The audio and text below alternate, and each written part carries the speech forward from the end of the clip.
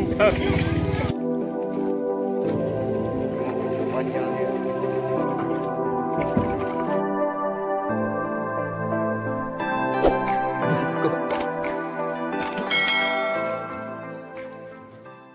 Assalamualaikum warahmatullahi wabarakatuh dan salam sejahtera.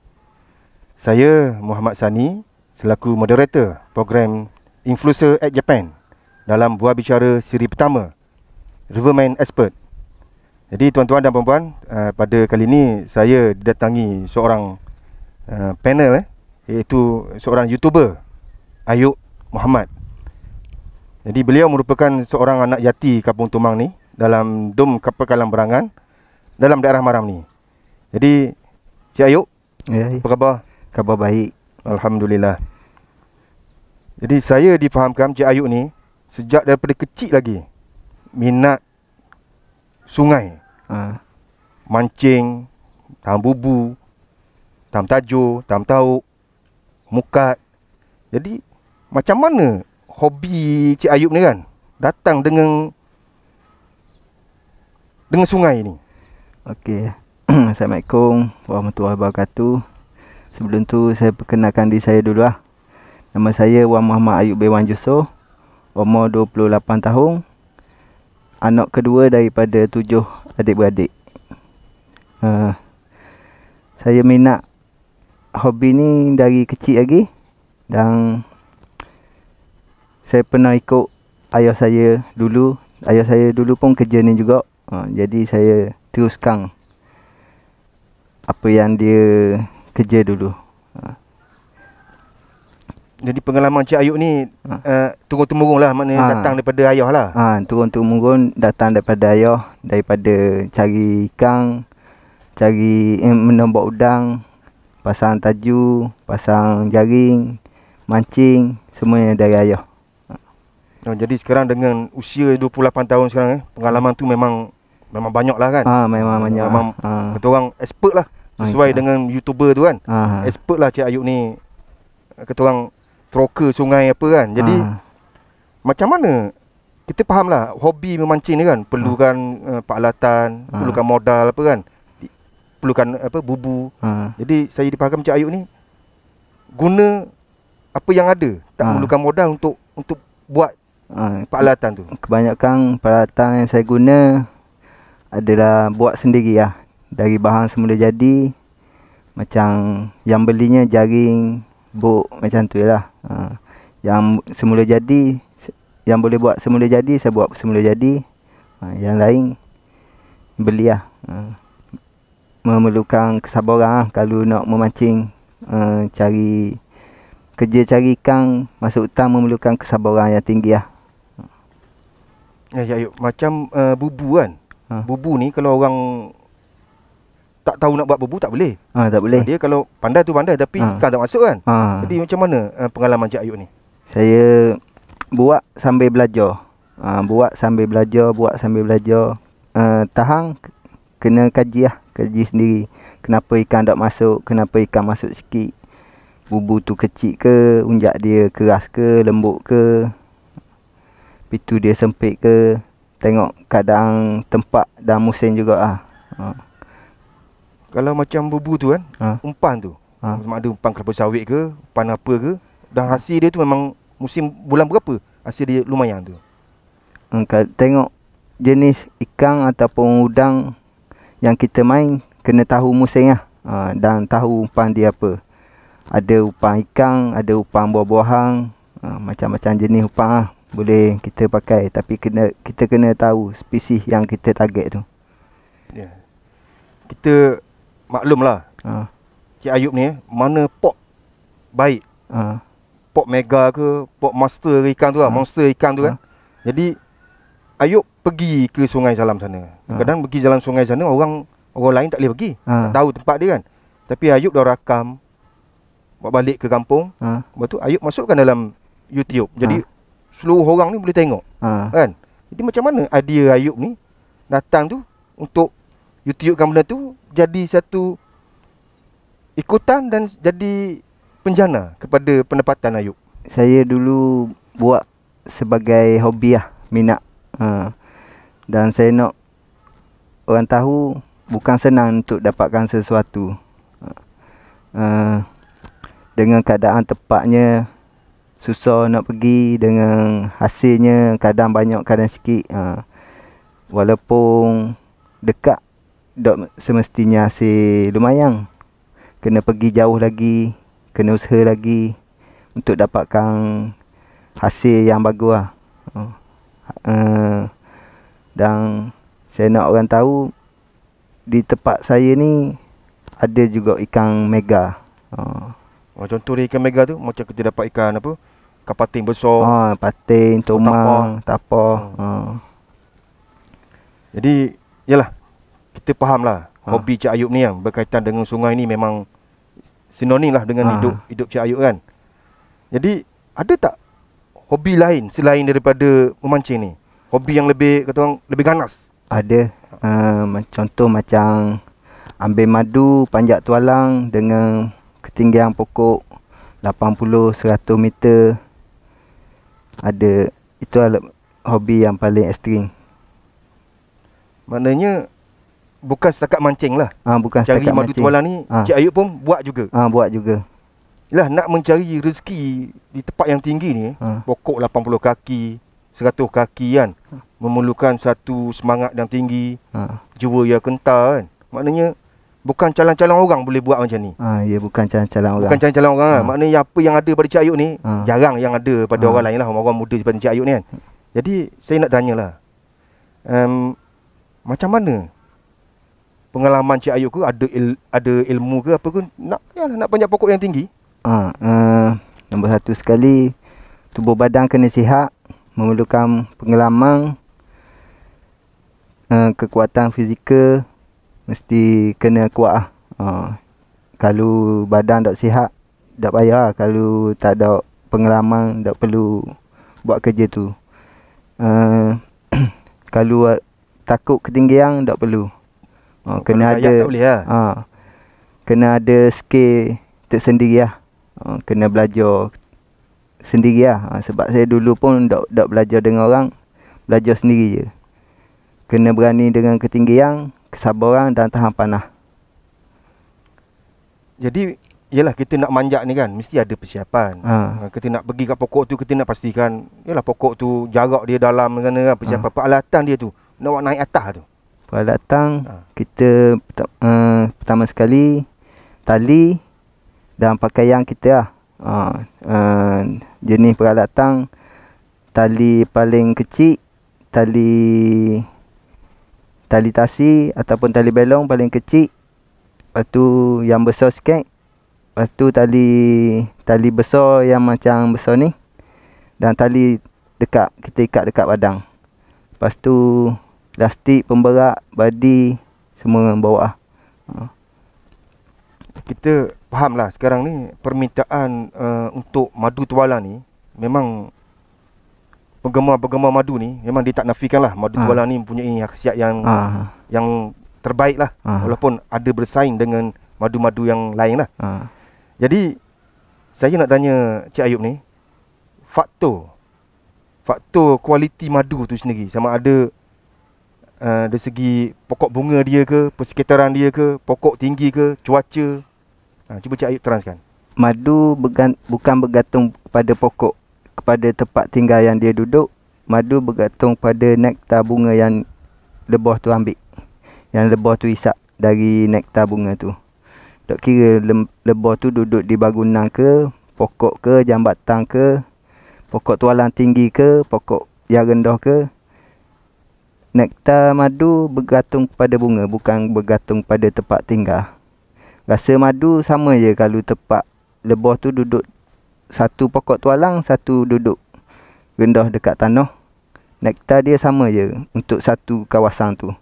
Kalau lain tempat baru warna madu dia tu lain, mengikut kitaran bunga dan nektar bunga yang lebah ambil dari pokok. Atas satu pokok tu, kadang-kadang tu Cik Ayub dapat berapa sarang ada di pokok tu? Tengok keadaan bunga persekitaran. Kalau dari segi pendapatan madu, kalau banyak madu, banyak sarang, alhamdulillah banyak madu hasil yang kita dapat. Tapi kalau bunga belum ada, bunga sikit, walaupun ada 100 sarang, belum tentu kita dapat banyak. Sebab madu tak ada, bunga tak ada, tak boleh lebah, tak dapat nak ambil madu dari bunga. Jadi maksud saya ni, kualiti madu ni memang kena jaga betul-betul lah. Kena jaga betul-betul.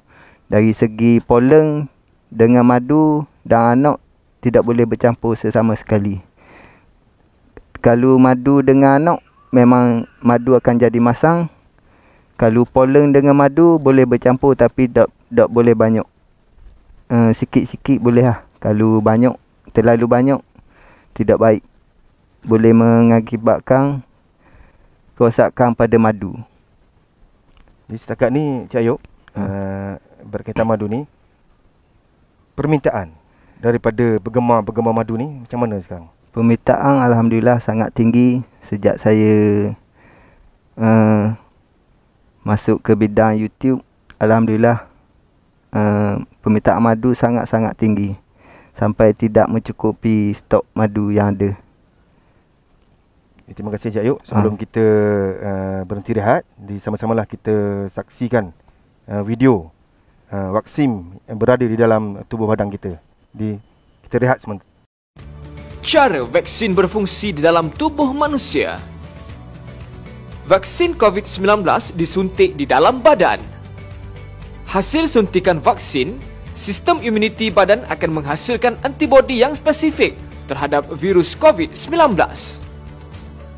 Vaksin meningkatkan tahap imuniti badan tanpa menyebabkan jangkitan penyakit. Hasil daripada suntikan vaksin, sistem antibodi bertindak ke atas virus COVID-19 sekiranya terdedah kepada virus COVID-19.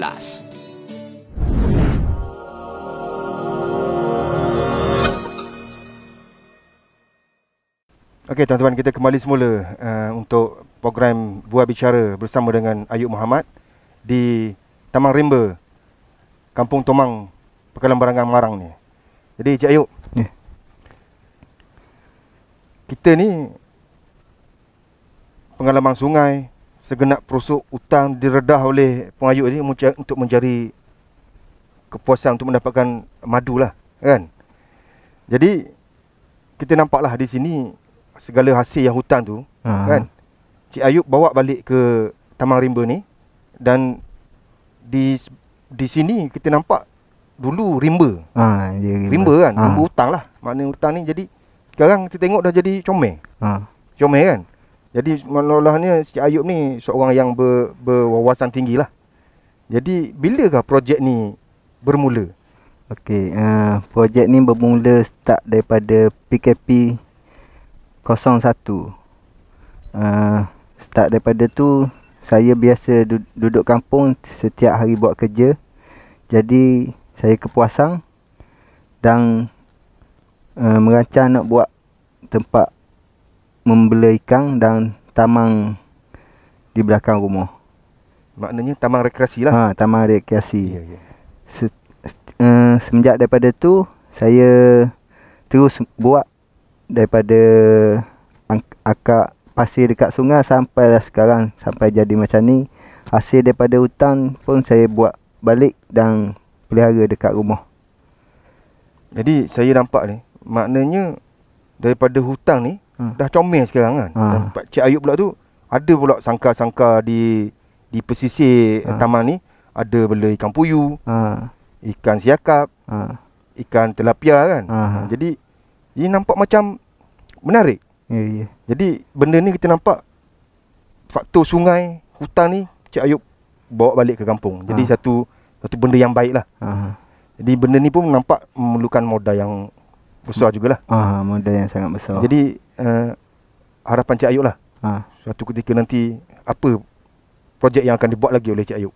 InsyaAllah satu ketika nanti saya akan buat taman rekreasi untuk menarik perhatian orang dan nak suruh orang tahu dan yang duduk kampung ni boleh menjana pendapatan yang tinggi juga.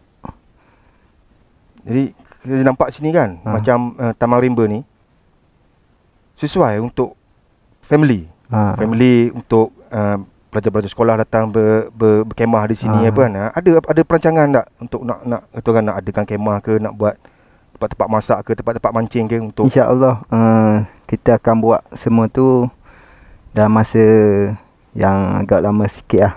Lambat sikit sebab kita kebanyakan buat sendiri dan ambil bahan-bahan daripada hutang ataupun tepi-tepi sungai. InsyaAllah nanti akan dibuka. Kita akan ambil order untuk orang mari berkemah, memancing, untuk pelajar-pelajar sekolah mari, InsyaAllah. Dengan kadar yang berpatutan lah. Dengan kadar yang berpatutan, dengan harga di kampung lah. Cik Ayub, terima kasih banyak. Okay. Jadi saya nak tanya Cik Ayub lah. Ya. Kan, daripada sungai pergi ke hutan kan, cari madu, cari ni kan. Kata orang tak adalah perkara yang tidak mendatangkan halangan kepada Cik Ayub kan. Contohnya ialah kita di pengalaman-pengalaman yang tak dapat dilupakan, pengalaman-pengalaman yang menarik yang pernah dihadapi oleh Cik Ayub lah semasa di sungai, masa di atas pokok tu kan. Dia lah lebah ni kan. Dia kadang yang dia gigit kita sampai banyak kan. Ada tak pengalaman-pengalaman macam tu? Ada, okey. Yang pertama dulu pengalaman pahit di sungai. Saya terkena sengat ikan baung dan sampai sekarang ada lagi kesan dia. Dan saya seorang diri jam 1 pagi. Saya pergi tengok bubu dan terkena sengat sampai tak boleh bawa bot, sampai tak boleh angkat tangan. Dan ada juga pergi jauh-jauh enjin bot mampu. Seorang-seorang kayu balik. Pengalaman manis pergi tengok bubu, alhamdulillah dapat hasil yang melimpah lebih daripada jangkaan. Yang di atas pokok pula pernah juga pengalaman pahit, baju safety carik masuk ibu dalam baju kena sengat banyak sampai berpuluh-puluh. Ada yang tercabut paku, tapi alhamdulillah nasib baik pakai tali safety, umur panjang lagi. Dan pengalaman manis dapat banyak madu melebihi target. Yang tu katakan itulah pengalaman-pengalaman yang tak dapat dibeli lah. Yang tak dapat dibeli. Di sungai ni bukan sekadar ikan saja ada, udang saja ada kan. Tapi ada haiwan-haiwan yang ganas lah kan. Ada tak pengalaman Cik Ayub jumpa lah dengan haiwan-haiwan yang ganas lah? Ada. Banyak ah. Kalau macam dari segi ular, buaya, haiwan-haiwan yang ganas macam tu banyak. Macam beruang, tapi alhamdulillah panjang umur.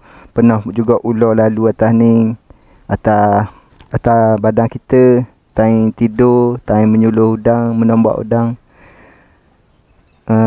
Pernah juga tengah syok-syok mancing malam, tengok buaya ada tepi bot. Pernah juga banyak kali juga kena. Yalah, maknanya gangguan-gangguan tu dah biasa lah bagi Cik Ayub lah untuk menjadi seorang kata orang pemancing tega ni kan. Jadi saya nampak Cik Ayub ni, apa yang ada di rimba sana, apa yang ada di sungai sana, Cik Ayub bawa balik. Bawa balik ke kampung, balik ke kampung, dan Cik Ayub pun uploadkan dalam YouTube. Dan ramai pula difahamkan, ada lebih kurang 44,000 orang subscribe kan punya YouTube. Jadi macam mana Cik Ayub punya perancangan masa depan lah, nak perhebatkan lagi ke apa ke? InsyaAllah saya akan sentiasa membuat konten yang berbeza untuk memberitahu yang duduk kampung ni bermacam aktiviti boleh buat. Selain daripada menombak, memancing, banyak lagi aktiviti-aktiviti yang boleh dibuat untuk bekerja di kampung. Untuk teruskan hidup di kampung, terlalu banyak kerja